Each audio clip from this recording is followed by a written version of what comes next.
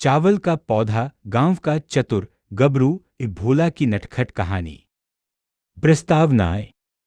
बहुत साल पहले की बात है, जब गांवों में बिजली की जगह लालटेनें जलती थीं और मनोरंजन के लिए लोग चौपाल पर बैठकर हंसी मजाक करते थे। उसी समय एक गांव था, ढनढनपुर, हरे भरे खेतों वाला, तालाबों से घिरा, और सबसे बढ़कर वहां के लोगों के चेहरे पर सदा मुस्कान रहती थी। ढनढनपुर में एक लड़का था, भोला नाम भोला था, पर काम में बड़ा चालाक और मजेदार। उसकी हंसी पूरे गांव में मशहूर थी। अगर किसी के चेहरे पर उदासी होती तो बस भोला की एक बात सुन लो, हंसी अपने आप लौट आती। भोला अपने बूढ़े बाप मंगरू काका और माँ गोमती देवी के साथ गांव के छोर पर रहता था। उसका घर मिट्टी का बना था, लेकिन उसमें हमेशा खुशियां गूंजती रहती थीं।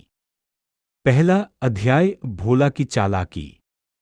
एक दिन की बात है, गांव में पटेल साहब ने ऐलान किया, जो आदमी हमारे खेत से सबसे ज्यादा टिड्डियां पकड़ लाएगा, उसे एक बकरी इनाम में दी जाएगी।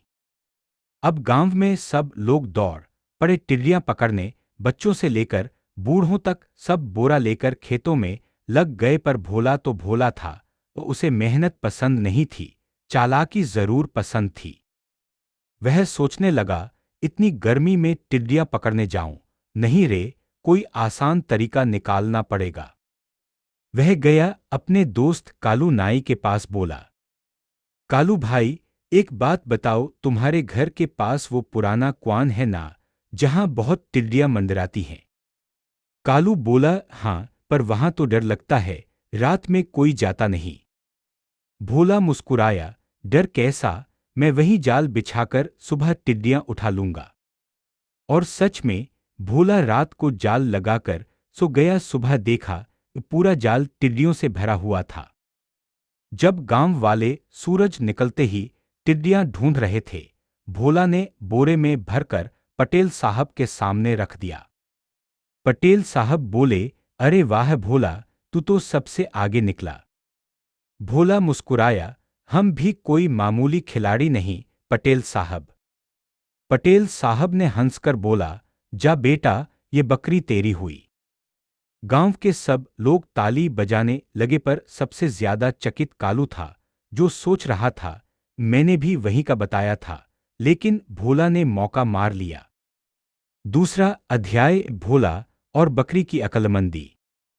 अब भोला के पास बकरी आ गई थी। बकरी बड़ी नखरे वाली थी, दिन में 4 बार घास चाहती और पानी तो मानो कुएं से खींचना पड़ता।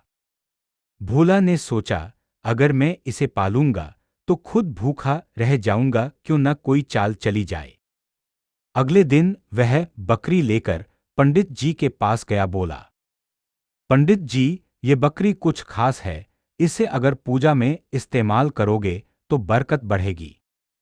पंडित जी बोले, सच में? भोला बोला, हाँ, इसकी सांसों में ओम की ध्वनि आती है, आप कान लगाकर सुनो। अब बकरी मिमियाई में। भोला बोला, देखिए, मैं ये ओम की ध्वनि का लघु रूप है। पंडित जी सोच में पड़ गए, फिर बोले, वाह भोला, तेरा दिमाग तो कमाल का है। और उन्होंने बकरी खरीद ली 3 रुपये में। भोला खुशी खुशी पैसे लेकर चला गया। लेकिन जब शाम को बकरी ने पंडित जी की सारी तुलसी खा ली, तो पंडित जी को समझ आया कि भोला ने फिर से सबको बेवकूफ बना दिया। तीसरा अध्याय, भोला और दरोगा जी। एक दिन गांव में खबर फैली, दरोगा जी आ रहे हैं चोरी के मामलों की जांच करने। अब गांव के लोग डर गए, क्योंकि कई बार उनके खेतों से सामान गायब हो जाता था। सबको शक था कि भोला के हाथ इस काम में हैं। भोला को खबर लगी तो बोला, अरे मैं तो शरीफ आदमी हूं, चोरी तो मैं तब करूं जब कुछ समझ में ना आए। पर फिर भी दरोगा जी ने उसे बुलाया। दरोगा जी बोले, भोला, सुना है तू बड़ा चालाक है, अब बता, चोरी कौन करता है? भोला ने तुरंत जवाब दिया, दरोगा जी, मैं बताऊंगा, पर पहले आपको एक बात करनी होगी।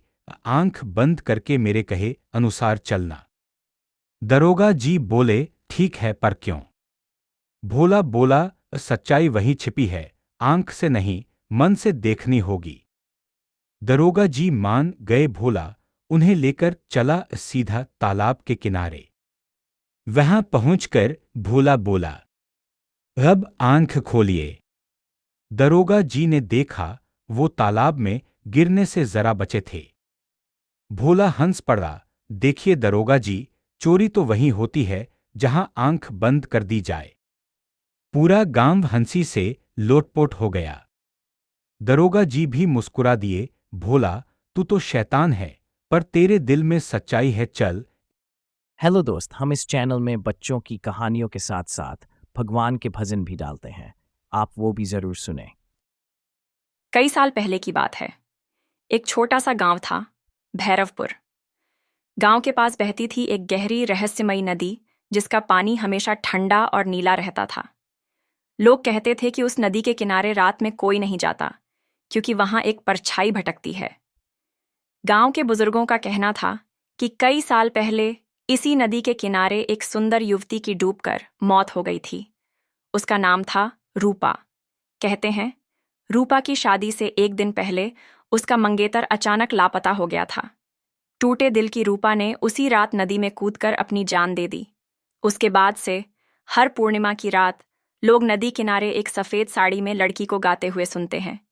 एक रात गांव का युवक अर्जुन अपने दोस्तों के साथ हिम्मत दिखाने वहां चला गया। आधी रात का समय था। आसमान में पूरा चांद चमक रहा था। हवा ठंडी थी और पेड़ रहस्यमय आवाजें कर रहे थे। अर्जुन ने जैसे ही नदी के पास कदम रखा, उसे लगा किसी ने उसका नाम पुकारा। अर्जुन, इधर आओ। वह पलटा, पर कोई नहीं था। अचानक उसने देखा, पानी में एक लड़की की परछाई झलक रही थी। वह सफेद कपड़ों में थी, बाल खुले थे और आंखें लाल चमक रही थीं। कौन हो तुम? अर्जुन ने कांपते हुए पूछा। वह मुस्कुराई, मैं रूपा हूं। तुम मेरा गीत सुनने आए हो ना? इतना कहते ही चारों ओर ठंडी हवा चलने लगी। पानी उफान मारने लगा और अर्जुन के दोस्त डरकर भाग गए। अर्जुन भागने की कोशिश करने लगा, लेकिन उसके पैर जमीन में जैसे ढंस गए। वह चीखता रहा, पर उसकी आवाज कोई नहीं सुन सका। सुबह गांव वालों को नदी किनारे अर्जुन की चप्पलें और उसके पैरों के निशान मिले, जो पानी में जाकर गायब हो गए थे। उसके बाद से आज तक जब भी कोई उस नदी के किनारे रात में जाता है, उसे लगता है कोई धीरे धीरे उसके पीछे चल रहा है और हवा में वही मीठा डरावना गीत गूंजता है, अर्जुन लौट आओ।